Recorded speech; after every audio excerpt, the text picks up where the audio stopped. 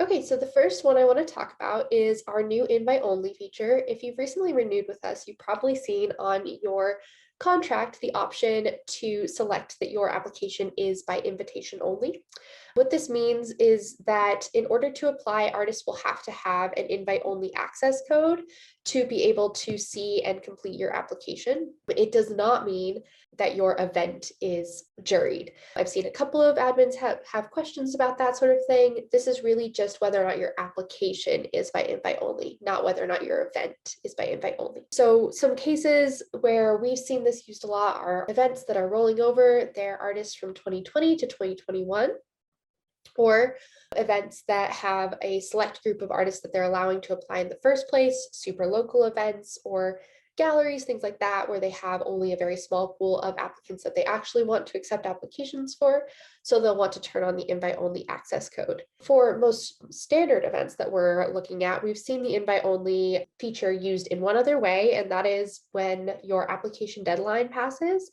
If you want to extend your deadline for just a few artists or a few other applicants, we can turn on the invite only access code so that only the artists who you want to extend your deadline for can actually apply still. The thing to keep in mind there is that artists who have already started an application will still be able to apply to your event and complete their application, even though it's invite only, but it will prevent any new artists from applying to your event.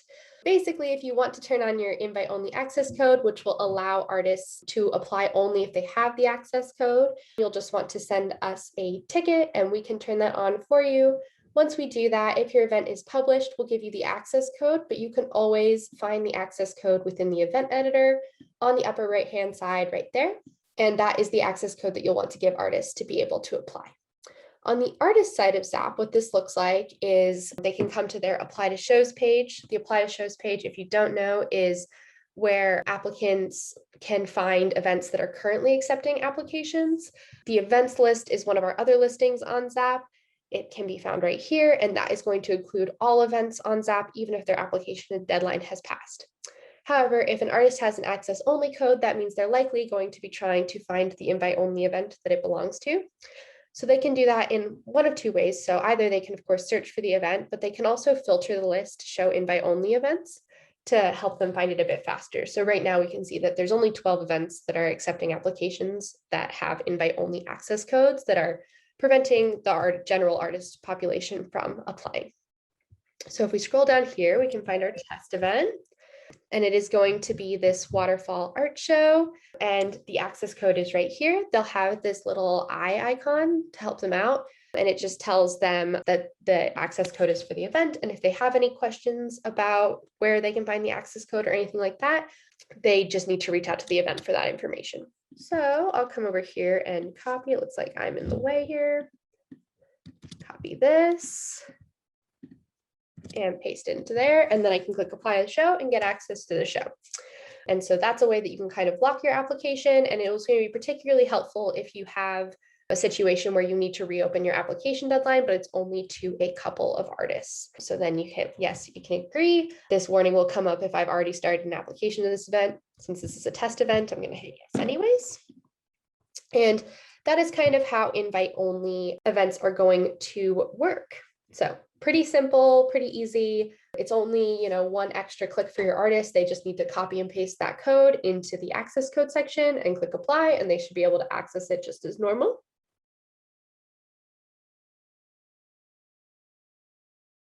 The next thing I want to talk about is our non-artist vendor application options and how you can collect both artist and non-artist vendors on one application on ZAPP, and kind of some strategic ways for you to do that. So within your event editor, if you come into the first tab, event information, and you scroll down, you'll have this question: what types of applications do you accept? So it might start with the word selected, or you might have artist selected, but you can choose to accept applications from just artists, from just non-artist vendors, or from both. In this demo, I'm going to talk about specifically accepting applications from both types of applicants. And then when you save your event information tabs so that you're accepting both types of applications, you can then decide which type of applicant needs to submit images. So this could be really helpful if you normally like to have your food vendors also apply through ZAPP so everybody's on the same page and on the same system for you, but you don't need images from them. So you can just say, oh, only artists need to submit images to apply to this event. You can, of course, choose to just do all of them or to only have non-artist vendors submit images. It's really up to you, but typically we see people accept both types of applications, but only artists need to submit images. One of the things to be aware of here is that if somebody does not submit images to your event, meaning you have this setting set up so that non-artist vendors can apply without submitting images, those applicants will not be included in your jury pool when your jurors go to judge the show. So that's just kind of something to keep in mind. Go down here and click save, of course. That will automatically make sure that your application, if you're an artist vendor, will require images. If you're a non-artist vendor, it won't require images. To go even further into that kind of process, what you can do is create a bunch of custom questions with conditional logic. So you essentially are getting one set of information from artist vendors and one set of information from non-artist vendors. So how I've done that is I have created this artist or non-artist radio button question, just single select, made it a required question, asked if they're applying to the event as an artist or as a non-artist vendor, and then had the two options be artist or non-artist vendor. Didn't pre-select either of them. And you can, of course, add help text if you're interested. And I'm not enabling conditional logic for this question, but I am going to use this question to enable conditional logic for other questions. So for an example, I have this other question that is specifically for vendor categories. So my main medium categories, if you see it up here, are painting, photography, pottery, watercolor. And those are my, say, artist medium categories. So I could add one that says, vendors, select this, and then select your actual category below as one of the categories here. And then I have a separate question for vendor categories. It says, which of the following best describes your business? I've got some food trucks, music vendors, sponsors booths, community vendor, authors and poets, that type of thing. And I've enabled conditional logic so that the question only shows if artist or non-artist is answered as non-artist vendor. And then I have a separate question that asks specifically about emerging artists. And that question just asks, are you an emerging artist? And is also set up with conditional logic so that if you're an artist, that's only when you'll see the question. Non-artist vendors won't see this question. And this also allows me to make those questions required. Whereas before conditional logic, you wouldn't have had the option to make those questions required because you would have some applicants who they wouldn't apply to.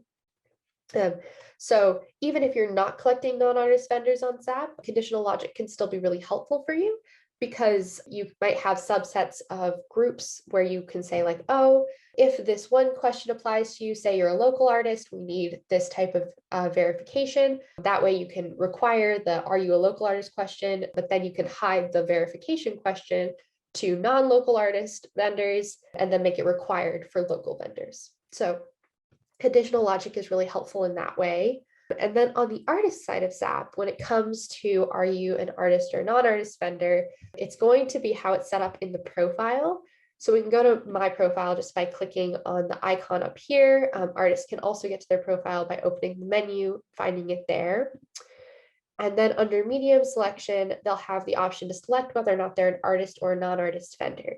Depending on which one they select, that will change the application type that they get. So if we've only required images for artist vendors and I'm a non-artist vendor, then the application will look a bit more when it loads. So when we hit complete here, okay, so down here, I can see that I don't have a section to add images to this. So normally I'd have images below this and I would fill out this application, therefore, as like a non-artist vendor. So I'd click no, I wasn't invited. I can confirm that my work is not by sale. And then when I click non-artist vendor, I get these other options to select from. If I had selected artist, I would get this option instead. So that's kind of how you can say like, oh, I want to ask separate questions for my non-artist vendors. If I change my account to an artist account, click save, select some medium categories, and then go back and go to complete the application. Now I will have a section where I can actually attach and submit my images to my application, and that will be required for me to be able to submit my application to the event. So once an artist is applied or a non-artist vendor is applied, one of the next things you can do from kind of like a management standpoint is make sure that you're tagging people as they come in. So I've got 6 applicants in received right now, but say that this first one was a non-artist vendor and I want to make sure that I know that. So I'm going to create a tag because I'm going to want to consistently keep my non-artist vendors separate from my artist vendors. Save changes. And make that as super clear for myself as possible. So one of the reasons I always recommend adding a tag as one of your primary ways of managing artists is because in the communication tool, you can find you'll find that you can filter your communications by a specific tag. So if you choose to use our new feature to accept artists and non-artist vendors on the same application, you may want to send personalized emails to them as like a group. So for example, your artist vendors, you'll probably have them go through like a jurying process, and then you'll be sending them acceptance after the jurying process. Whereas you might not be going through quite that structured as a process for your non-artist vendors, for your food vendors, sponsors, things like that. So you might have a different message that you want to send them at a different time. And if they're all in the same status, because you're using, say, the received status at this early section of your show, or maybe you're using the invited status at a later portion of your application management cycle, you'll want to separate those communications. And you can do that by having tags. So what you can do is say, like, everybody is in received for right now. I can include only tagged or flagged applicants. So if I'm ready to say, send my acceptance letters or send updates to non-artist vendors, I'll include only tagged flagged applicants, and then I'll include only those who are tagged with the non-artist tag. Same thing if I wanted to instead do it by artist itself. So I would make sure that I'm doing that just by artist. So I'm segmenting my emails in that way within a status. The other thing you might want to do is consistently use the other status to keep your non-artist vendors separate from your artist vendors. The other status on the applicant side of ZAPP will show as received. So they'll still see their application is received, but on your end, you'll be able to see that, hey, those are like non-artist vendors, and I can make sure that I am keeping track of them in that way.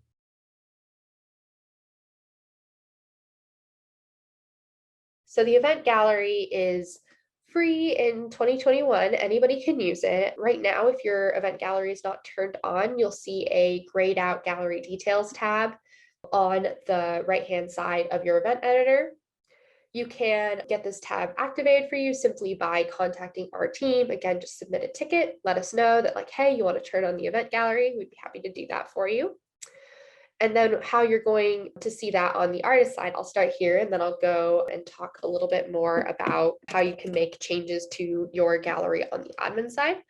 But how you can find your event gallery on the applicant side is by finding your event information page, which is your main landing page, and then clicking view event gallery. And once we click this and it loads, you will see essentially a page that is dedicated just to your event. This is a public page, so people don't need to be logged in to see it. So patrons outside of ZAPP will be able to find this page as well and review it. And you'll see, name of your show, your event logo, where your event dates are, what your event dates are, where your event is located, event website, any socials you have. You can have a summary, and then down here you'll have images of thumbnails of artist artwork, kind of just like what you would see on most event websites. And patrons can search for a name, they can search for artists by location, they can filter by medium category over here. And they can also on desktop toggle between a list view, which looks like this, and a grid view. If you have booth numbers assigned in ZAPP, they will also see the booth numbers. So say, a patron is at your event or going to your event and they are looking for information about the artists there and looking for their booth numbers, they can get this information through ZAPP. So the really nice thing here is that once we turn on this feature, it will automatically include any artists who are in the confirmed or accepted statuses. It will include them here. It will pull their thumbnails and it will pull their booth information. It will also pull their website if they've included one, as well as details about their individual artwork. The images it's selecting are the ones that they submitted to your event when they first applied. So very similar to what the image burn gives you. A lot of people use our image burns to create these galleries on their own websites. If you don't want to do that, or if you don't have the capacity, we do have this feature available where you can just turn it on and it'll automatically load on ZAPP, and then patrons can find it.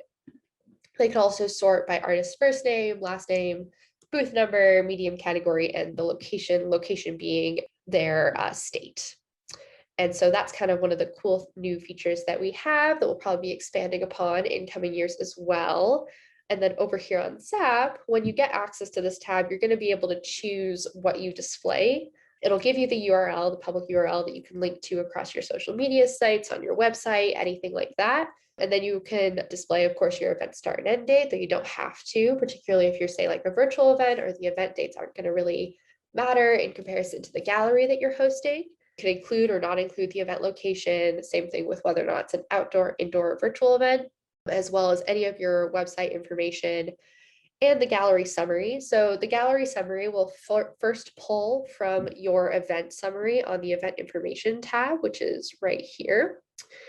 But you can update that as needed, which makes a lot of sense, because the event summary that you have on your event information page should be geared mostly towards artists, awards you have, things that you have for artists to encourage them to apply, whereas your gallery summary should be geared more towards the general public.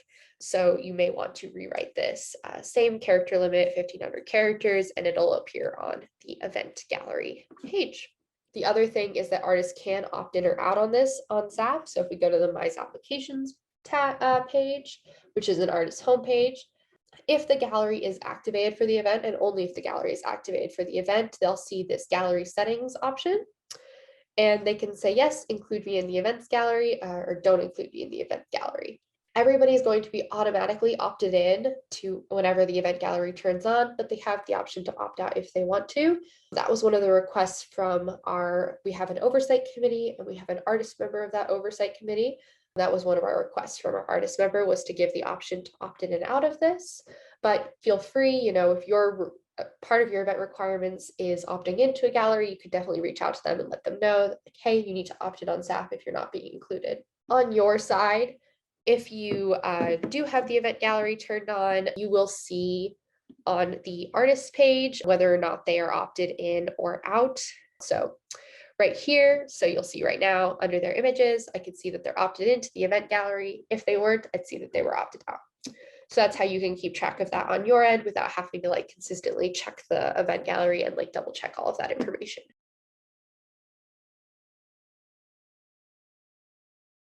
So on the artist side of ZAPP, one of our biggest enhancements this year was to the My ZAPPlications page. So we've been consistently working on this page over the course of the years. When we updated for mobile, we did a big restructuring of this page, and we've been adding more information to it ever since. So now artists have the option, very similar to you guys, to create tags for their applications and to add comments. So a tag could be something as simple as what date they intend to start out for the show, or it could be, oh, I applied in 2020 and I can add that tag. And then similar to you guys, they can add filters that allow them to see only applications that they have tagged in that way. So say they have a first choice tag or something like that, they can do that, and then they'll see only the tag that has the application associated with that. And then they can add comments. Again, these are going to be all internal, so you as an administrator are not going to be able to see these, just as artists aren't able to see your tags and comments on your side. And then they can add comments that are saying oh, I want to travel from X event, or oh, I rolled over a booth fee from this event, check payment ID, whatever the number is, or this event is a rollover, so I'm going to tag the application ID from 2020 and put it on here. So they can do that. Of course, they can delete tags as well. And they can also sort their archived events by those tags. So the filter rolls over between applications and archived events. So to see my archived events, I have to reset this, and then I'll see them, and then I can refilter this page. So similar thing to the other page, if an artist had a lot of applications that were for events that were canceled last year, and they wanted to tag those applications in here so that they could easily find them, say they have years and years and years of applications on ZAPP, they could easily tag those and then easily filter to find them in the future in their archived events and in their applications, their active applications section. The other cool thing about the filter is that it is allowing artists to now see applications only by status. So the first two statuses, started and ready for submission, are not statuses that you'll see on your side of ZAPP, but they are statuses that artists see. Started indicates that they have accepted the legal agreement for the event. Ready for submission indicates that the artist has essentially filled out the application fully, and as soon as they pay the application fee or check out a free application fee, if that is kind of how it's going, basically it's like they just need to pay for the application, and that's ready for submission. So that could be really helpful to an artist if, they're say, sometimes artists come to us and they say, well, I didn't realize I hadn't submitted that application. Using this filter should help them catch those deadlines a little bit more. On top of that, of course, they can always sort this table by the event dates or anything like that. They can also collapse these all now as well to see them in like a very short view, and then just expand the ones that they're looking at so that they can get a really good snapshot of the events that they have started to apply to. So we continue to add more to this page, just like we try to continue to add management tools for you guys. We try to add management tools for artists as well, so that everybody has as smooth an experience as possible.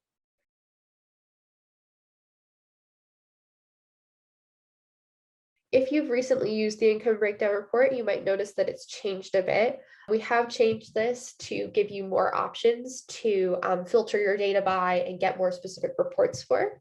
So you still have the dates up here where you can select any date range to find your revenue, to review your revenue that you collected on ZAPP. But now you have filter options, which are include all data, exclude selected data, and then include selected filters. So that's kind of the biggest difference, is that you can both exclude and only include selected filters. Before, all you would do is exclude them, and you would have to kind of work around the system in that way.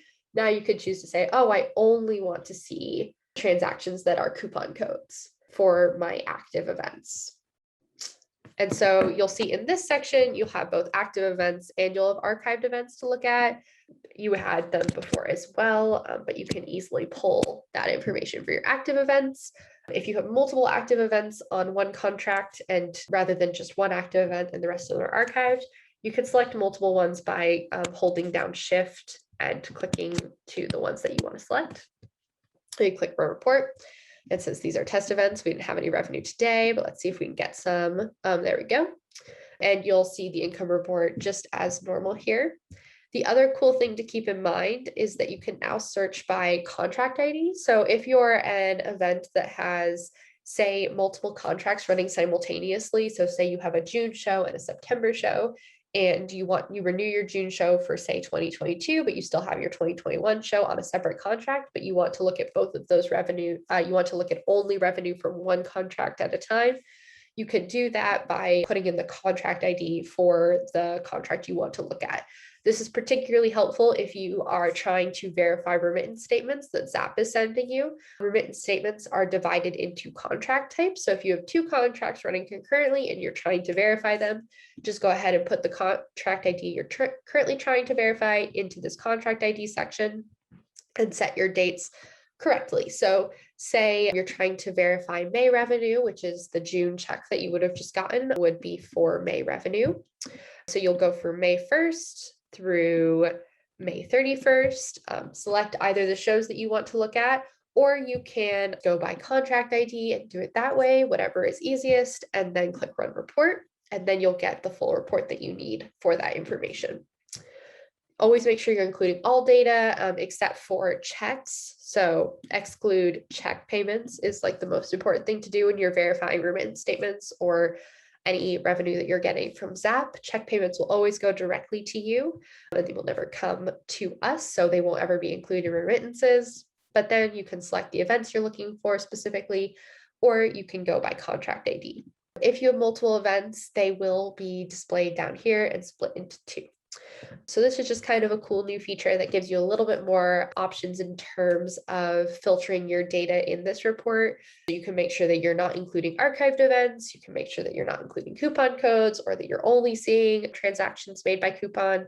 I know that that is something that a lot of events are having right now, where they're seeing, the majority of their revenue coming in, or not revenue, but they're seeing a lot of transactions come through with coupon codes.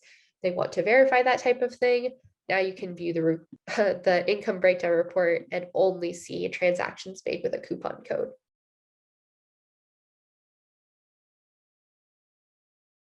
In terms of upcoming enhancements, we have kind of four I want to talk about. So the very first one that we're going to implement that's probably coming up relatively quick soon is we're going to have metrics for the event information page. So that is your landing page on ZAPP, looks like this.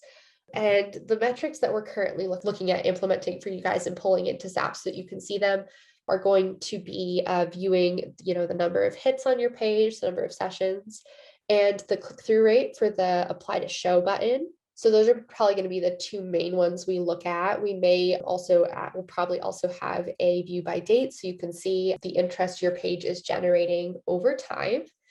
And you will probably see that somewhere within the event management section, though I'm not sure yet. We're still building out that enhancement. So if you have anything you think that you would absolutely love to have in terms of metrics for your event information page, please feel free to put them in the chat or to tell me directly. I'm happy to just take notes of them because we want to make sure these enhancements are really useful for you. But mainly we're looking at traffic on your page and apply to shows and just integrating those from probably Google Analytics or something like that. So you can have that type of data easily accessible and understand how many people are going through your site on ZAPP. The next one we'll have, that's been a highly requested one for many, many years, is an interactive booth map.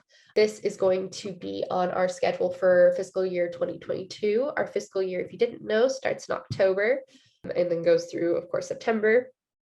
So this is something that we're building right now, building out the information for right now.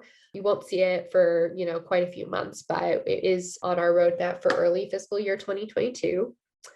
Right now, it will be interactive, so it could have artists select their booths during purchase or anything like that. I did get one question around kind of an interactive booth map thing, which I thought was really cool. And they asked, is it possible for ZAPP to have it set up like airline ticketing so that accepted artists can select their booth, but you have to pay first, and then invited artists would have first choice, and then joined in artists, and they would all have the option to select their booth at the same time as they pay. I'll be passing that feedback on to my team. If you have anything else you want me to include from you guys, must-haves, anything like that, I'm happy to pass that information along. You're also welcome to submit a ticket with that information on what would be most useful for you. And we could try and incorporate it into that as we go. But interactive booth maps are like 100% on our priority list for fiscal year 2022. The next thing that we're looking at is going to be social links on artist profiles. So right now, a lot of events are having artists just enter in their Facebook, Instagram, Twitter, things like that, because they're linking them, of course, in like event galleries and things like that, social media sites, everything in like promotional senses. After this change is made, artists will be prompted when they log into ZAPP to go to their profile, make sure everything is updated, so that they can add in their social links themselves. And then hopefully you guys will have a little bit less manual work there because you'll just be able to pull that in the contacts report rather than building, say 3 or 4 questions and pulling them from the answers report. So that's exciting. And then the last thing that's on our current roadmap is going to be a tax center for artists. We currently only have this like saved payment section in the profile of our artists. And then when they're looking for, say, their purchases, anything like that, they have to go through each and every single application to find the receipts. All receipts, if you didn't know, on ZAPP are included in this payment section under the relevant application. And you could just click on them to pull up the receipt. You have the option to print it. When you try and print something, you could also save it as a PDF. So artists can always have that information easily available. However, one of the things we want to do is implement a tax center, which would essentially allow artists to set a series of dates, or maybe it would just be by year to start off with. And then they could pull all purchases made on ZAPP for, say, a year, and they could use that for their tax purposes rather than have to go through and get one of each of these individually or compile them throughout the year. It could also just be an easy way for them to find information without trying to remember which show it was associated with and where that show is, whether they tagged it, whether they archived it, anything like that. So that is another one of the enhancements that we're excited about that's coming up relatively soon. So that's kind of the things to be on the radar for. If you do have questions at any time, please feel free to submit a ticket, or you can email us at zapphelp@westaff.org. That's ZAPPhelp@westaff.org. And I look forward to seeing you in another webinar.